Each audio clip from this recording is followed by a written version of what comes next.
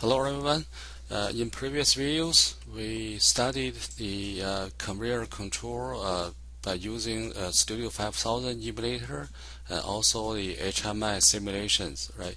So in this video, we'll look at how do we use PLC to control the device, the conveyor in the lab room, right? So first, I have a video here, so we can have a walkthrough on the equipment. All right. So this is a conveyor belt control. You can see the motor. All right. So back a little bit. Let me. Okay. Yeah. So I already passed that. Over here, maybe back a little bit. You can see on the So on the left hand side, you can see the this is a motor mechanically connect to the conveyor belt. In the moment you will see on the back, and it is controlled by this VFD. So I already wired this VFD, set it up as a just a motor starter. So it has more functions than the motor starter, but in our case, I'll just use that as the forward and reverse control with the conveyor belt. That's enough. So basically, you can see the first two. This one we don't use that in the lab anymore. Right? So this socket later on will plug in the PLC output. So basically, that will control the conveyor belt from left to right. That's the first terminal, and the second one is the direction reverse, right? So they are opposite, right? So from the right to the left, depends on how do you call that forward and reverse, right? So then the third one is the common, the ground. So with these two output signal, and then after that we have two sets of sensor. In the moment you will see on that. This one I made a note on there. This is on the left hand side on this part, right? If you look at later on, we have a photo sensor or optical sensor, and the sensor itself can provide two different type of output. So the black socket, I changed that. The label is a normally closed type, and the white one on this socket, you will get the normally open output. So if you remember that when we program it, when we program the logic, we change the different type of the sensors, right? It could be either normally open, normally closed. We want to look at the different combinations, right? So that's why same thing here, right? So the these two actually it's on this side, right? Later on you will see that again the black is normally closed, the white is normally open from the sensor, the output, right? Then after that, if you remember, we are using the syncing. We wire the PLC in the syncing style for the input, and for the output is the sourcing. So then that's the power from the PLC. Supply the 24 volt into that circuit to power the sensors. And the same thing, the output, the sourcing output should connect to the blue terminal in order to have the same voltage output. All right. So in the lab, I'll help you around with that. All right. So if you want to connect the conveyor belt to try by yourself. All right. So this is just briefly information that talk about those terminals. All right. So then let's keep looking at the this device, and you can see on the back there's a bundle of cables we'll use later on, and then now you're seeing the sensor on one end, right? So this is the reflective type, right? So you can see on this side we have the reflector, right? So on here we have the the emitter and the receiver, right?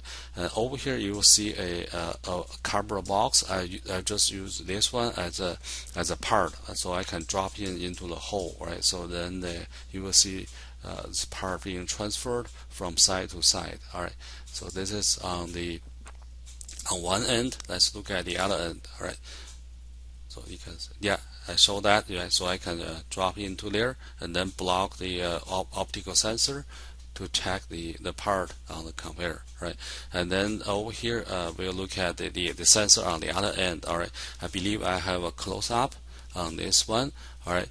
So yeah, so I try to show you the wiring on the sensor, but this one is pretty blur.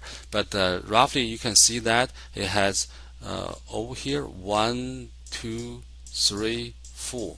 There are 4 wires inside this cable, so that's why it can provide normally open and normally closed 2 different type. Right, plus the 24-volt and the ground, right? So altogether there are 4 wires in the cable, right? So just give you some background on here, and then let's look at I believe the PLC. I'll show you, yeah, later on the station. So we will use the PLC on the trainer station and also the push buttons. All right, and then on the whiteboard I left a diagram to show you that so we will have 2 push buttons connect to PLC as input, right? Normally open start, normally close stop. Then the 2 sensors I just show you, I call that one is drop, the other is pick, right? So currently I drawing this one is normally open. All right, but of course we can just change the cable connection, change to normally closed. Same thing for the pick. So the currently I connected as a normally closed. That's the current connection. Then if I swap the cable, I can switch the output sensor from normally closed to normally open. So that will have some impact on the PLC programming, on the how do we choose instruction, right? On the output side, it's just very simple with the conveyor, right? So we just use one direction. So later on the different video, you will see we use both direction. So for this one, when we use PLC to turn on the output, we basically turn on the conveyor, right? So this is what we do for the first part. So if you look at here, so this is just the control on there, right? So since we are on here, I'll just talk about a little bit more on the output, right? Because I want to protect the PLC output. You can see here that's the PLC output. So that simulate over here, right? So we'll have the sourcing output, but I don't want to use that PLC output directly control the VFD. So you can consider this as the VFD I just show you, right? I want to have some sort of isolation. So the concept we're using here is called interposing relay. So we will use one of the relays on the trainer, especially with the relay. So we use with the PLC, we control the coil. Only the coil part of the relay.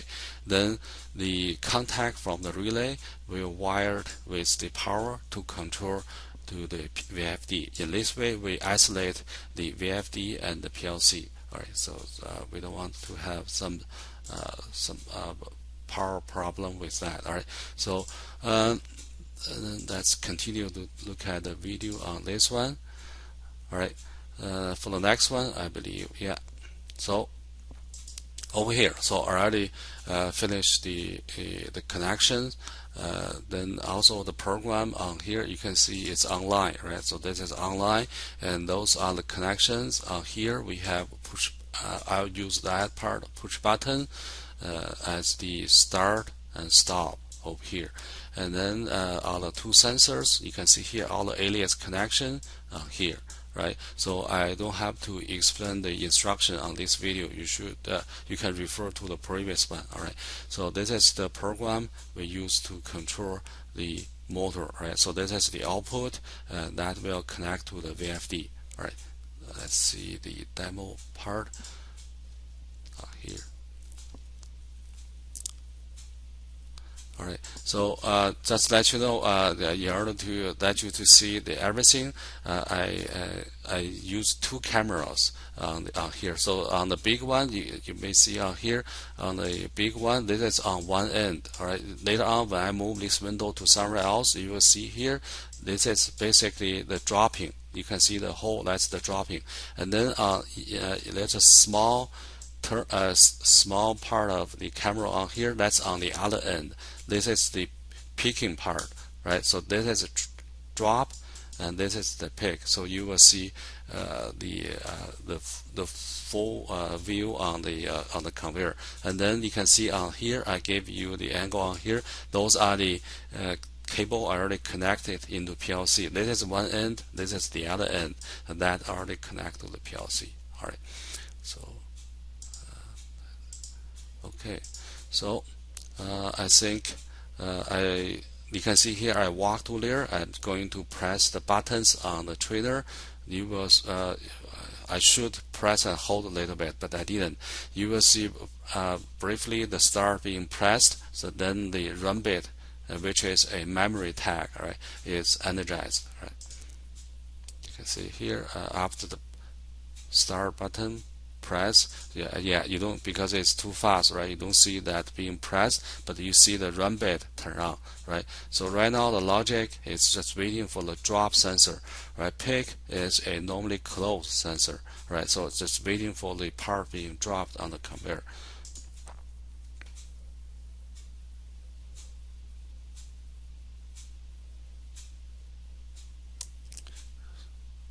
So okay, yeah, I move the window. You can see here, that's the part will be dropped into on this side. All right. So yeah, I'm doing some adjustment, let you to see everything. So you hear a little bit sound. That's from the VFD. The motor is on, right? So you can see the part it's moving, right? And then over here, the drop sensor, because the part is already transferred to on the conveyor, right? So that's because of the output latching, right? It keep going, and later on you will see the part on the conveyor over here. It will show up on this end, and we will keep going on here, and then you can see that's the sensor on the pick side, right? So this is just something I want you to pay attention. Okay, here. Okay, yeah, the part is moving forward on here, and then once the peak sensor being activated, logic become false, right? So you can see here logic false and motor de-energized, right? So I believe I went to the other side. You can see here I went to the other side. Yeah, then I pick it up and then just simulate. I drop a second part. As you can see, because the run bit is still on, right? It just keep going, right? One after the other. Right, so this is the configuration of the normally open drop and normally closed pick. That's the second part on here, right? So then I demonstrate. I forgot what I demonstrate. Let's see. Oh, okay, yeah. So you can see here I'm changing the configuration now. So the drop currently is normally open. I'm going to switch to if you can bring on here, right? So if you remember, I did on this one, right? So currently on the drop, so this is on the left hand side, that's the drop. I connect it to the normally open, then I unplug this and plug it into normally closed. And then on the pick side, it was connected to the normally closed. I will change to normally open. Right. So because of that change, we have to make some adjustments on the make changes on the instruction. You will see that here. So right now I'm doing the cable switching. All right. So I'm unplug it. Oh, no, sorry. I did that later. So what I did on this part, sorry, is just to show you the safety. So I haven't switched them yet. All right. So later you will see that switch. So right now I'm just showing you if I unplug the drop sensor, I didn't switch. I unplug it, but you can see the motor didn't turn on. So that's some safety concern I want to show you. So I plug in here. So I just simulate a sensor problem or wire problem, right? So you can see the part being on here, and then I unplug the pig, because pig is normally closed, right? Because I unplug it and then the motor stop, right? So now I plug back in, right? Just sorry about the confusion. All right, I didn't switch. I still keep I show you the safety, right? So you can see the moment when I unplug the peak sensor, that become de-energized, so the motor stop. So you can see that's good. That's supposed to be, right? Because you don't want the motor keep running when the sensor or the wire has some problem, right? So this is safe design. And then because of that, motor stop. So then I have to simulate the drop. You can see I use my hand to simulate the drop, right? Then the motor start, and then you can see the part and moving on here, and trigger the sensor. Then motor stop, right? Still, this is the same design. It's just I try the you can see, yeah, drop another part. I demonstrate the safety design with the normally open drop and normally closed pick. Right. Okay. Yeah, so this is the first. Then I think, I press the stop. You can see that the run bit is gone, right? It's stopped. So now that's the part I'm going to switch the cable, right? So if you pay attention on here, those two cables are the wire, from the sensor, right? So you can see I unplug, and unplug the drop now, and then change to normally close. Then unplug the pick to change to normally open, right? So now I come back to change the instructions, because the type is different now, right? The sensor type is different. Then the again, I won't talk about too much about this. I just show you the result. I have to switch the instruction to exam off. This online edit, right? So I change that instruction. That will do the same job. So you will see exactly the same function as before, right? So I believe I did that. Yeah, here. So first I need to press the start button to energize the run bit again. So you will see that that's a beginning of the second design. All right. So press start button. Yeah. Again, I should hold it, but you understand that, right? So then I drop the part, right? Then you can see the part show up on here later on.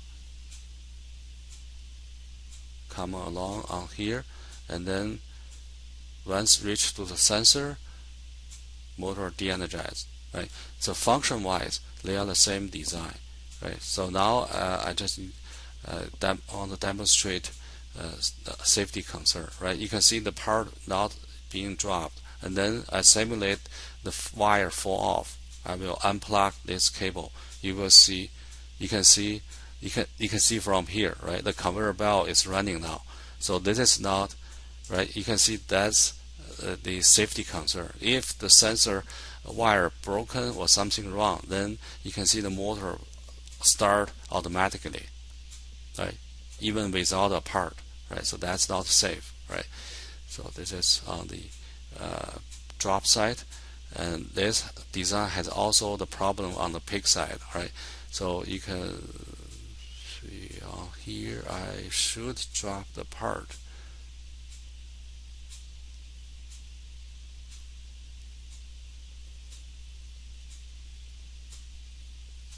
Oh, I first stopped. Yeah, I first stopped the conveyor. Yeah, I don't remember what I did in the lab. So then I drop a new part. I drop in here. Yeah. Then I demonstrate. You can see I unplug the pig, the drop, the pig. Sorry, the pig is being unplugged, but the conveyor is still running. Right, and then you can see the part because the wire being unplugged, the sensor doesn't work anymore. You can see here, right? If we don't have a block over here, this box will be dropped on the floor. You can see the conveyor is still running, right? So this is the safety problem with this kind of design. All right, so I believe this is enough for the design on for the demo on the conveyor.